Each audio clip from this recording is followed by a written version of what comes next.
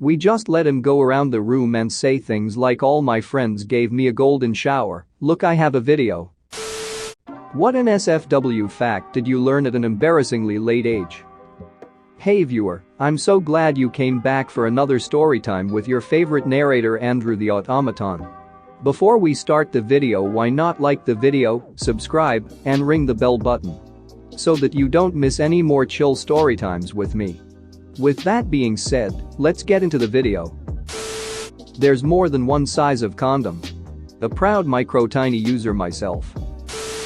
My brother went the first 22 years of his life thinking that every woman in the entire world got their period during the last week of the month. That tampons stay inside the woman. I thought they went in the bathroom, popped one in, and it soaked up all the blood, then they removed it and were good for a few hours. What a wet dream is. I remember in school being taught, but not knowing what it was. I even remember answering the question on a sex ed TED, wet dreams are also referred to as nocturnal emissions. Blah blah blah, but I had no idea what they were talking about. I always thought a wet dream meant you peed yourself. Women wipe themselves with toilet paper after going pee. Was in my mid-20s when I found that out. I'm a registered nurse and I told a patient I needed her to put a tampon in before we collected her urine sample because she had vaginal bleeding. She looked at me like I was an absolute idiot and said, "You can't do that if you put the tampon in, how can the pee get out?" Mind you, this was a 25-year-old woman who also had 2 daughters. It took about 10 minutes of explaining for her to understand that you don't pee out of your vagina. I still don't think she believed me. I had to explain sex ed to my college roommate who was having sex with the 40-year-old pizza delivery guy. Unprotected, I had to explain pregnancy, birth control, the process, everything. She thought I was crazy. At 18 years old, I had no ducking clue that balls just moved on their own. I sat and stared at his ballsack for a good 10 minutes, just in absolute awe.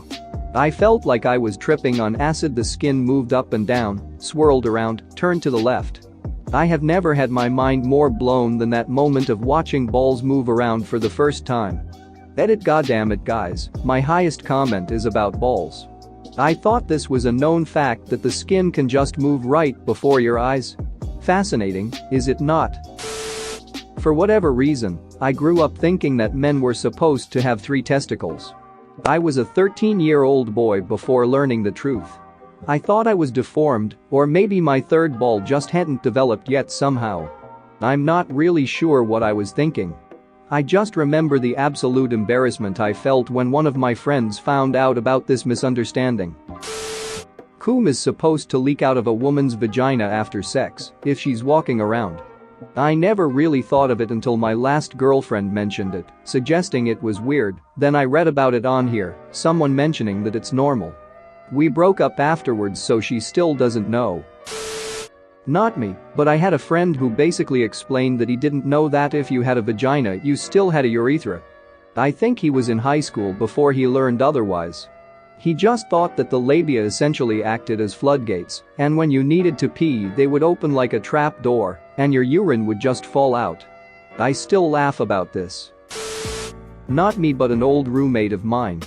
He comes in and asks me if my husband and I were gonna have sex that night. I told him probably not because my husband got home late. He then asks me if his girlfriend can have one of my birth control pills because they didn't have any condoms. I told him no because I have to take it. He asked me why because I said my husband and I weren't gonna do anything. I told him you have to take it at the same time every day for it to work. He looked at me like an idiot, and that was the day I had to explain birth control to my 23-year-old roommate. When I was a sophomore in high school I was awkward and regularly picked on. I thought I was super cool wearing La Lux hair gel to style my hair with the duck butt. The stuff often dried and peeled and left white chunks in the hair if you touched it too much. So at the lunch table this girl goes, "It looks like you have jizz in your hair," and I didn't know what that word was, so I just said, "Yeah I do," and then nobody talked to me the rest of the day. I quote the "it" crowd all the time. Even still now, I'm 22. So it's pretty sad to begin with. Thing is, I'd frequently high-five people and belt out Eiffel Tower. When doing so, it'd often be met by a couple of laughs whether they've seen tick or not. However, when I'd start doing this to my friends who are girls, they'd often pull a weirded out face, some flat out saying what the duck. After a quick Google last year I discovered that an Eiffel Tower is a threesome sex act. I was like 22, now 26, when my boyfriend said something about finding my pee hole. I thought I had been peeing out of my vagina.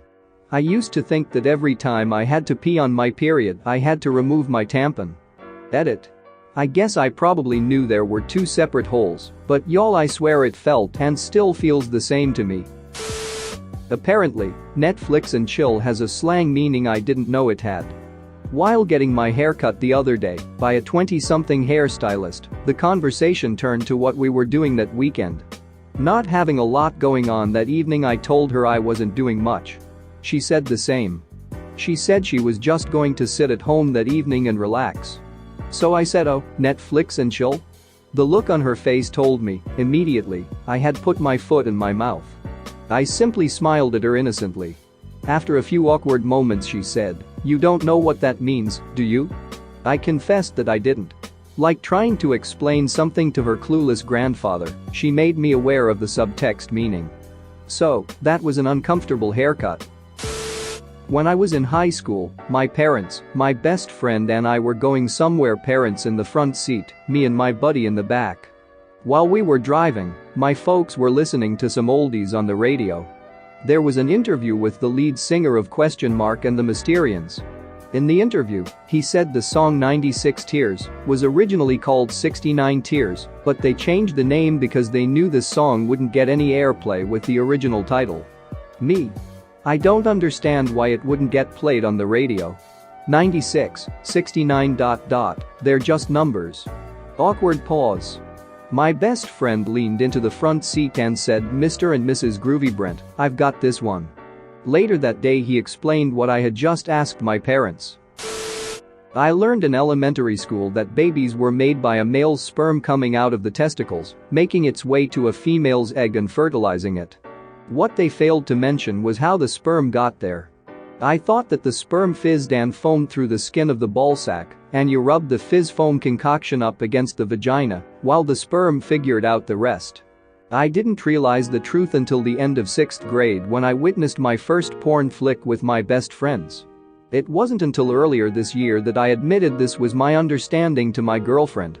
My school tried to keep sex ed as PG as possible, never mentioning or showing diagrams of penetrative sexual intercourse. They just used the terms sex and intercourse without any sort of context to paint an accurate picture for us. My girlfriend thinks it's absolutely hilarious. I thought it was fairly embarrassing. Knowledge is power. I'm late to the party with this, but this is an embarrassing case of bad women's anatomy, made worse by the fact that I am a woman. A couple of weeks ago I learned that when pregnant women are told in labor things like you are 7 centimeters dilated, I thought that they were literally talking about the vagina rather than the cervix. In my mind the vagina literally just became a huge 10 centimeters open black hole into the body. I only learned a few weeks ago that it is the cervix they are talking about. Did I also mention that I am nearly 8.5 months pregnant? Not me, but I have 2 hilarious stories about this. I work with surgeons and often they are sheltered sweethearts. Neither of these stories involve patients around, they are either in the lounge or before or after patients are around. Story 1. A few of us were making silly motorboat jokes to each other. An attending, established doc for those that don't know, mid-40s age, walked in and said, I also motorboat. I have a spot on the lake. Someone had to explain to him what motorboating was. He has 3 kids. Story 2. Ironically, same attending. A resident who is 27 already a doctor, but still training working with attending, was about to get married. He came to the room, boasting about his bachelor party and how it was all his guy friends from growing up, school, and residency. He was so excited to show us and attend the video of all his guy friends, giving him a golden shower. None of us explained that a champagne shower is not called a golden shower.